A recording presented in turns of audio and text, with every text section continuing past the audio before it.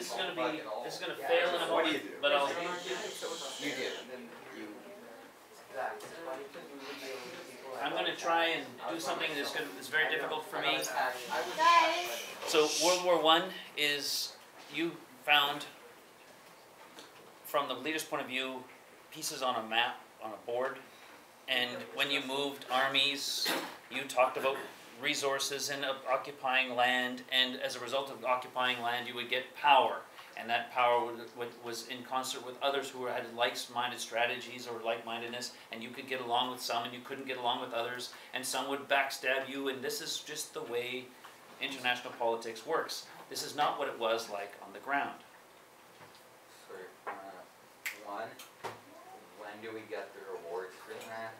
Two, why can't all the countries just form a super alliance? Because then nobody wins.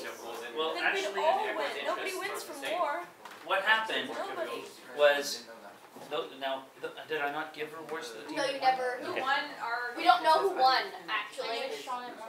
John and Marco and Why Right. don't you just give us all rewards? We won. Play. I won. We can all be winners. So there were two tables. Germany and Austria-Hungary. Is that so? Can I get those people who? Is that what country? I was Turkey. Germany. Germany. Chris. Hungary. So Austria. Hungary, Austria. okay, so those people who were in that alliance that won the game on that table come get a prize. Now with the other table, Hey, Nick, you're friends. No, Stay down. No, we didn't. what colony, what country was in the other table that won? Me and Marco. Austria-Hungary and Germany. Austria, Hungary, and Germany. Okay. Dominated. Thank you. Congratulations.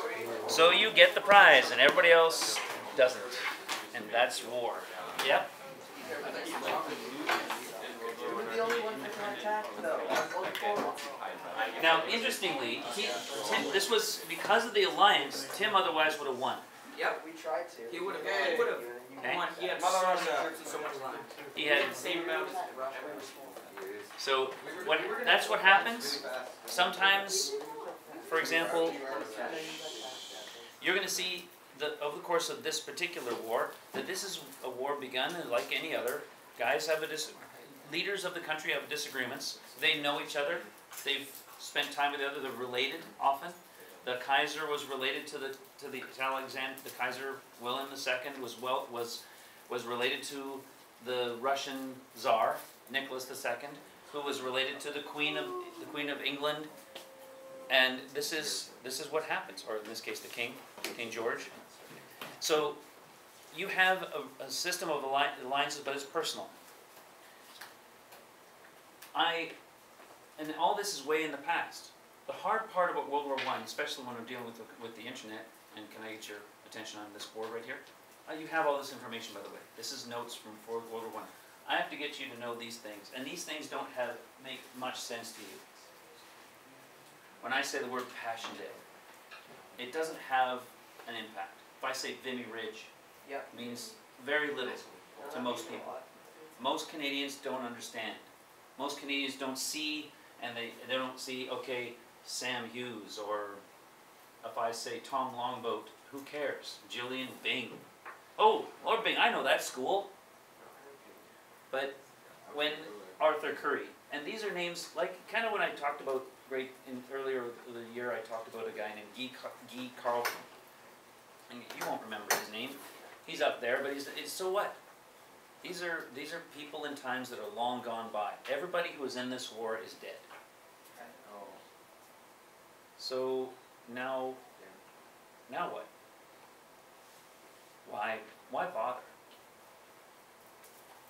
So Remembrance Day, hell, it happens, it comes and goes. It's a holiday. Yay, I get to go play. If you don't learn from history, you are doomed to repeat it. Maybe that's it. Maybe not. Maybe that's it. That's partly. But my job is to try and convince you to get to know these things, to understand them on a more personal level. So if I don't do that job today, then I fail. And I will circle ones that I think should be remembered beyond today. I'll circle them so that you know who they are. And some of them will live in infamy. Oopsies, hope that doesn't do anything bad. Others will live in another way. So a particular Julian Byng and Arthur Currie and Vimy Ridge and it's and Passchendaele. So these yeah, circle the chunk. Okay, sure. But Bing, Curry, and Vimy Ridge in particular, but Passchendaele too. Because when you were moving those pieces, you didn't see what you were actually asking people to do. I wanted to show this video to, and it's, for some reason it's having troubles loading. It's this Passchendaele is the video, because I wanted to show you on the ground what it was like. Oh. And trench warfare, this war was unlike any other, and it will not be like this again, where you have whole nation states, everybody on side, very, very few dissenters saying don't go to war, very few. And those people contributing every day for the probability of making their side win. The entire focus of the nation, the economy, the politics, everything was for the war. All factories producing for the war. Everything for all the participants. Canada, England, USA, Germany, Austria, Hungary, everybody. The children, what they did, Italy, yeah, they all did similar things. The children would gather resources, scrap metal, bone, fat, and they'd go advertise. And women would work in the factories because the men are gone, and they'd work as firefighters, and they'd work in the whole society was organized for war. Yeah. And then also people, they ate a lot less of food that was from Food like ration. agriculture. They'd go out and they'd like hunt more wild animals, and they'd gather like wild plants a lot more than they used to. Yes. Because like I know someone who grew up during the war, and like she remembers like picking nettles and making nettle soup because they didn't have any other sources of food at the time. With World War II, right? Not World War II, yeah. But it's the same sort of concept. Like people have always done that during wars. Well, no, not always. What do The you mean? interesting thing is, this war is unlike the ones previous or since. In World War II, they did a similar thing, but not the same, because everybody had seen what happened with World War I. No, I'm talking about like the way they got food, not. I know, but it's not just. But World War I, I mean, World War II that was more organized was less. World War II was more organized than World War I. World War I. World War I, they hadn't gone through the process of learning what this was like. So they created all these things and made tons of mistakes, which I'm going to explain to you a little bit about. But yes. World War I was also one of the first wars where countries had to supply their own armies. Previously, armies would march into wherever, steal all food, burn crops, steal the crops, whatever, pillage, and then move on. World War I was one of the first wars where they had to actually supply the armies, and so that probably also greatly contributed to lack of food within society.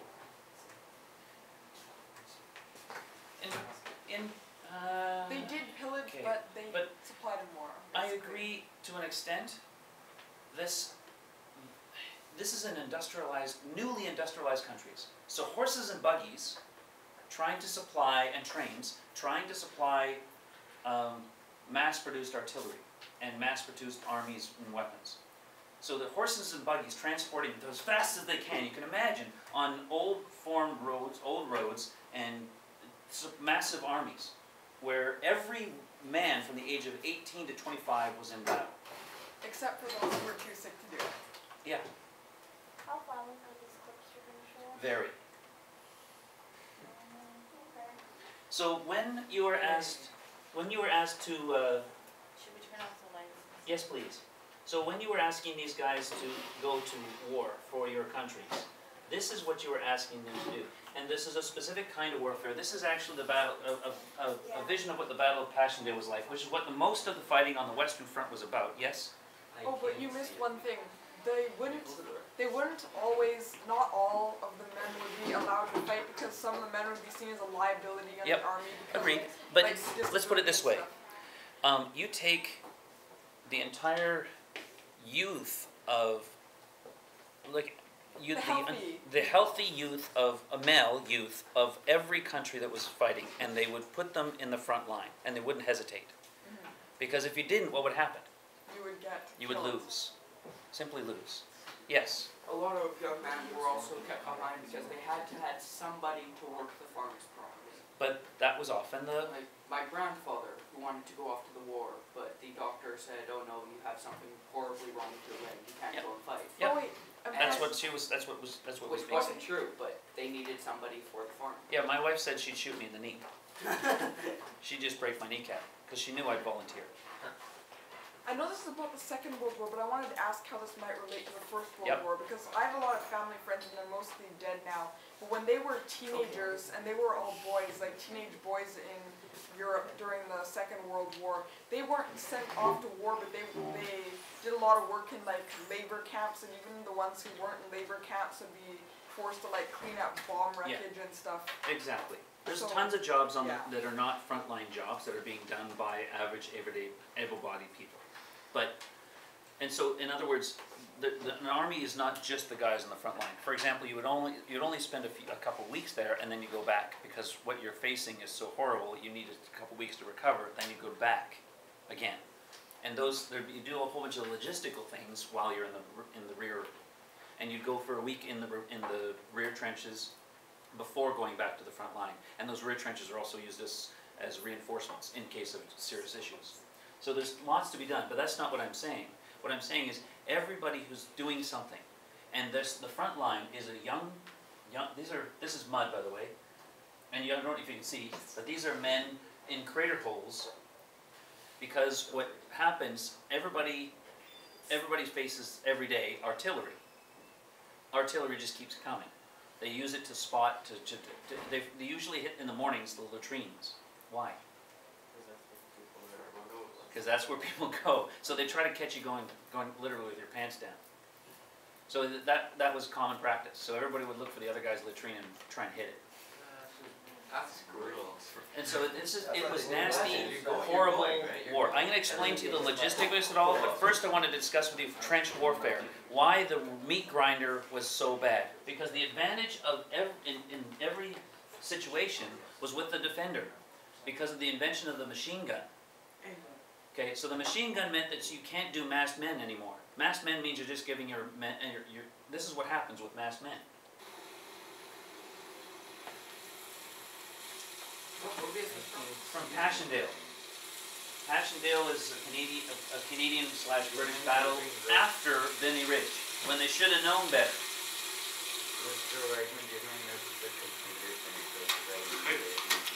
You move. Enemy target There's marker! tons of seats. We're all around. Move. But then you say we should do it at times. That's right. You can move on the end of that. You can move yourself to the end of that roof.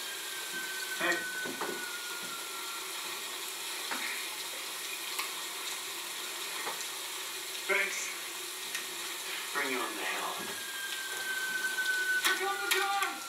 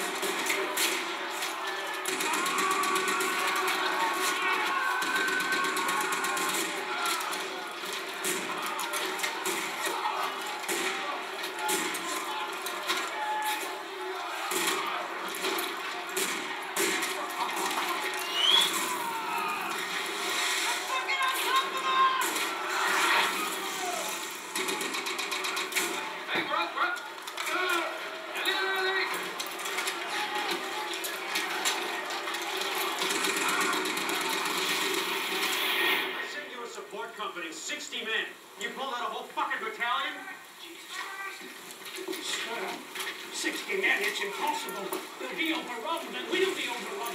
We have to withdraw. We don't withdraw, fucking is. We don't give ground, we don't lose an objective, and we don't give up a single shot. Colonel, if the enemy breaks through, we'll be in danger.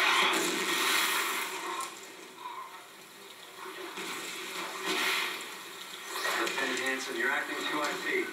Let's go.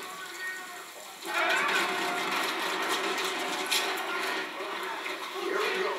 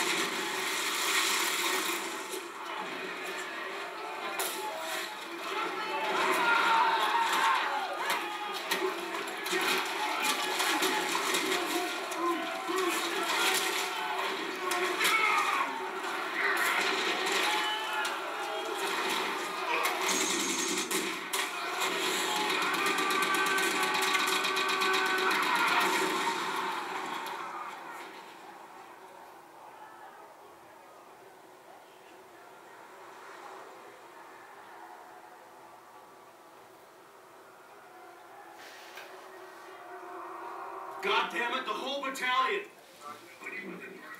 Now! Every last one of them! Get them in there! Now! All those there! They're piling up out there, so all personnel not immediately engaged. Report outside for triage.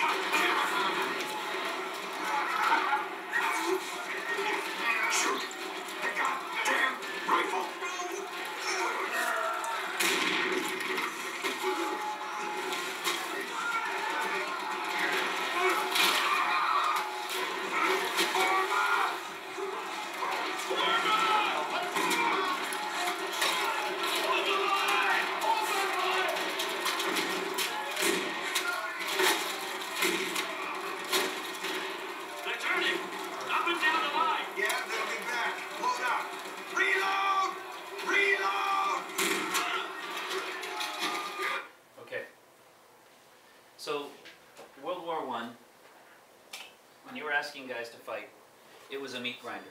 Every day, the average life expectancy in height of battle was about 45 minutes. So you get to the trench and you die 45 minutes later in height of battle. There's tons of stories about it. You'll see, for example, there's a new video game you can pay for $6 to go into Verdun. It's sad, really, because you just don't live. There's no chance, no chance. Metal flies really, really fast, and people were just torn apart by it.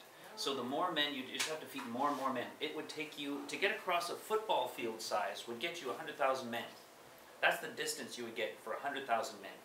And they would just keep throwing them at you, and you get injured, and you might die of disease, because they've just invented penicillin, more than you would die. So you die from a small flesh wound as much as you would die from thing. And most would die, this is not how most died. Most died never seeing the enemy. Most died simply being blown up in the trench. So it was the most unusual war because of the way it was fought. It's called trench warfare. They'd sit for weeks in mud, so much so that you get trench foot. Trench foot is where your foot fungus actually eats away your foot. You can see lots of evidence of it. Yes? Did trench warfare not exist before? It did. It existed in the Civil War, and it existed in the Boer War. On smaller scales, though. But yeah, much smaller scale. People had hints that this was the nature of the war that was going to come, but no one really knew. because everybody thought it would be over by Christmas. Because that's what had happened to the previous wars, and the States doesn't count because nobody's paying attention. The States was not really, well, no one paid attention to what was going on. The States, they thought they were fighting each other, and then Indians. It was no one was really paying attention. Yes, 1, 2, go. How could they even tell who was on their side and who was on the other side? Wait till we get to Vietnam, but that's beside the point. This war, you could tell because of the helmets. So, and you could also, the Canadians had a little thing on their thing, but you're right, there was elements when you might, like friendly fire, common source of killing as well. But how would you even survive in those kind of conditions, just because the amount of pathogens and all the mud with all the dead people must have been so high? Exactly. Well, So you live for weeks at a time in a muddy trench, particularly the Allies. The Germans, you'll see when we talk about what actually happened in the war, you'll see how they selected the ground to defend. And because of that, they had a distinct advantage over the Allies when they fought the war. So, and the advantage is with the defender, not the attacker, and the Germans had occupied With the defender because they know the land. Because machine guns. because of the machine gun. Trenches. So until the invention of the tank. So I'm going to go through a little bit of They just logistics. sat there and wait for the enemy to run. You sit there, you You wait see, for we them saw what to they did. They waited spray for him to them get all close so down. they couldn't run away, and then they mowed him down. And if you had a couple machine guns, it would take care of the whole thing. Yes? I thought only the Germans had the machine gun. Oh no, they both had machine guns. The way that the Germans had used them much better at the beginning of the war. Both sides had the same technologies in the beginning of the war. Barbed wire, artillery, machine guns. The German artillery was significantly better. But By what standard? No, it had better range. But that's And it was water cooled. they also had a little more experience in war than others and were more organized for war. But they still had the Austrians and the Turks with them. Versus, on the other side, the English and the French had better troops than those both guys. So yes, Germany had, but they had also a lot more to lose. The Germans had a plan, okay? Kaiser thought he was really smart. Just so you can see the basics of what happened in the beginning. Austria-Hungary had a conflict with Serbia. So at the beginning of the war, Austria had a conflict with Serbia. Austria-Hungary said, "Oh, I'm going to fight you if you don't cave into my demands." Russia wanted to make sure that some of the Balkans was secured for it, so it defended Serbia. If you attack Serbia, Austria-Hungary, I will attack you. Germany says to Austria and to Russia, don't worry about Russia, because if they start to attack you, I'm going to declare war. So Russia backs up Serbia, Germany backs up Austria-Hungary, France backs up Russia, and then Whoa, slow down. Wait, yeah, Yeah. so Russia back to it's Serbia, quite. still You'll see it in a sec. So there's a system of what they call entangling alliances, but really it's everybody thinks it's in their interest to protect their friend, and this leads to a larger war. So Serbia and Austria-Hungary, because Austria-Hungary has many different groups in it. It's a very different nation. It's kind of like Canada, in that there's multiple different nations inside this country. It was unified, called the Dual Alliance, by the Austrians and the Hungarians. They got together and they formed Austria-Hungary, an empire. And they thought by expansion they would reduce the pressure to break up into pieces. So they're going to expand into Serbia, because this used to be occupied by the Turks, but they had a little civil war, and they took over land expanding on their own territory based on nationalism. Romanians, Bulgarians, Serbs, Albanians, and Greeks. They thought that by They were former territories of the Ottoman Turks. So they rebelled and they got their independence. This guy thought this is an opportunity for us to eat these and swallow them up. But they thought by expansion they would do what? They would reduce. You don't have The to. likelihood that They would have revolt in their own countryside. So by expanding, it's like you use. Oh, what's the best way to prevent people from looking at yourself is to say they're the bad guy. So the Serbs are the bad guy. What happened is a group called the Black Hand organized a killing of the Archduke of Ferdinand of Austria-Hungary. He was traveling through Sarajevo and he got shot, killed by a Serb. This led the Austria-Hungarians to head as our opportunity. Here's an ultimatum: give us territory, or we will declare war. The Serbs. Who said this? The Austria-Hungarians said this to the Serbs. The Russians said, if you declare war on Serbia, we're going to start mobilizing, getting our armies ready to fight, and we're going to fight you, Austria-Hungary, if you declare war on Serbia. Germany says, hey, you can't touch our friend, you can't start mobilizing, because if you start mobilizing, we got a plan in place called the Schlieffen Plan. Sounds like a sandwich. The Schlieffen Plan is designed to fight two fronts and win. I'll explain it in a bit. So they say, Russia, you're starting to mobilize, we're going to declare war on you. France says, okay, you're fighting my friend, I declare war on you. Wait, who does France like? France is friends with Russia. France is friends with Russia. Where's Britain? Britain is neutral at this time. This is They have what's called, right at the beginning. at this beginning, this is 1914. At the beginning of the war, England has what's called an entente. Entente means like a relaxing of friends, sort of a creating of a mutual friendship thing. Because you know the French and the English hate each other, right? They have throughout history, but for some stupid reason the Germans decided to build a navy, pushing the English to say, well, who can we friend with? The French. And so this is a new system, because Germany's new on the block.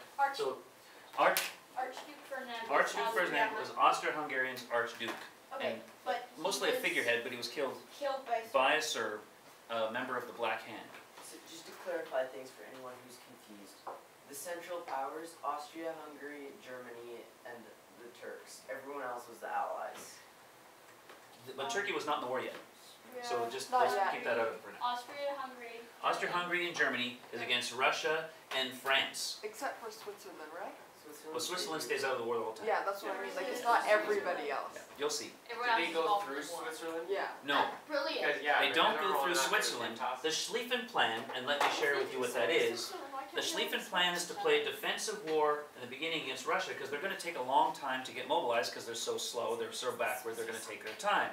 Meanwhile, the bulk of the German forces will be pushed here in the north.